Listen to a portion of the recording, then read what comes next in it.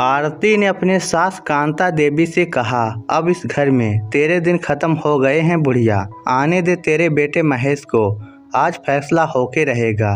तुझे इस घर से नहीं निकाला तो मेरा नाम आरती नहीं। आरती ने नाक की तरफ फुफकारते हुए कहा। कांता देवी के लिए बहू बेटे के साथ रहना मुश्किल हो गया था। इकलौता बेटा था महेश, जो अब पूरी तरह पत्नी के मोह माया में फंस चुका था। माँ की एक भी नहीं सुनता था। कांता देवी के पति का देहांत हुए 5 महीने भी नहीं हुए थे कि बहू ने अपने रंग दिखाने शुरू कर दिए थे।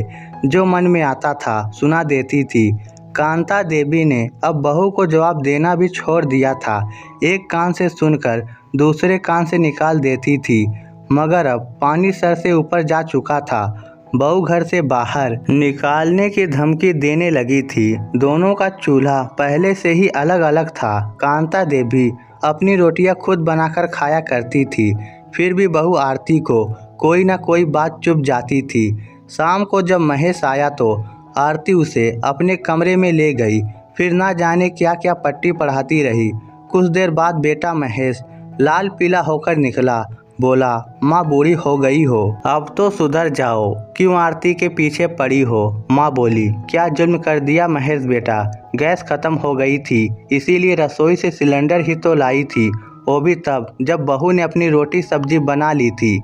बेटा महेश गुस्से में बोला, झूठ मत बोल बुढ़िया, ये देख दोपहर का आटा वैसे का वैसा गुथा हुआ पड़ा है, सब्जी भी कटी हुई पड़ी है, तुमने आरती को खाना बनाने ही नहीं दिया। कांता देवी बोली, अपने पोते की कसम झूठ नहीं बोल रही हूँ महेश बेटा, इसने आटा फिर से गुथा होगा और सब्जी भी फिर से काटी होगी।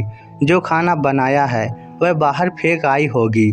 आरती रोने का नाटक करते हुए बोली, मेरे बेटे की झूठी कसम मत खाओ सासू माँ, भगवान से डरो। महेश ने अपनी माँ का हाथ पकड़ा और बोला, तू अभी घर से निकल जा बुढ़िया, अब मुझे तुम पर जरा भी भरोसा नहीं है। तू मेरी पत्नी बच्चों को नुकसान भी पहुंचा सकती है। कांता देवी बोली, इतनी रात को मैं असहा कहाँ जाऊंगी, कुछ तो रहम कर महेश बेटा। मगर बेटे महेश ने एक भी नहीं सुनी और कांता देवी को घर से बाहर निकाल दिया। कांता देवी चुपचाप घर से चली गई।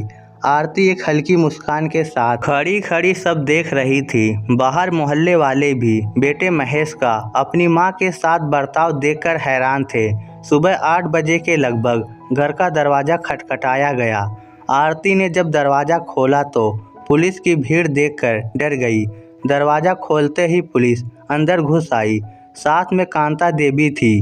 कांता देवी अपने कमरे में गई, अपना पुराना संदूक खोला और कुछ कागजात निकालकर पुलिस को दिखाया। पुलिस ने कागजात देखने के बाद महेश को कहा, अभी इसी वक्त ये घर खाली कर, ये कांता देवी के नाम है, इसमें तुम्हारा कोई हिस्सा नहीं है और अब कांता देवी तुम लोगों को घर में नहीं रखना चाहती।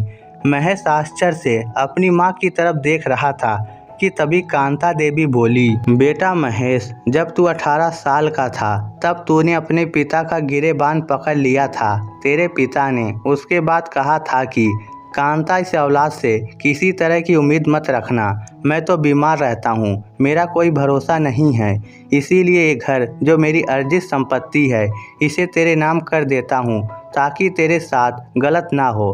कांता देवी आगे बोली, मैंने तेरे पिता से कहा था महेश अभी बच्चा है, अभी नादान है, बड़ा होकर समझ जाएगा, मगर मैं गलत थी, तू कभी नहीं सुधर सकता, इसीलिए अपना सामान उठा और निकल यहाँ से। महेश और आरती कांता देवी के पैरों में गिर गए, माफ़ी मांगने लगे, मगर वह तो जैसे पत्थर की हो गई थी, माफ़ नहीं किया। अंत में महेश को अपना सामान उठाकर जाना ही पड़ा।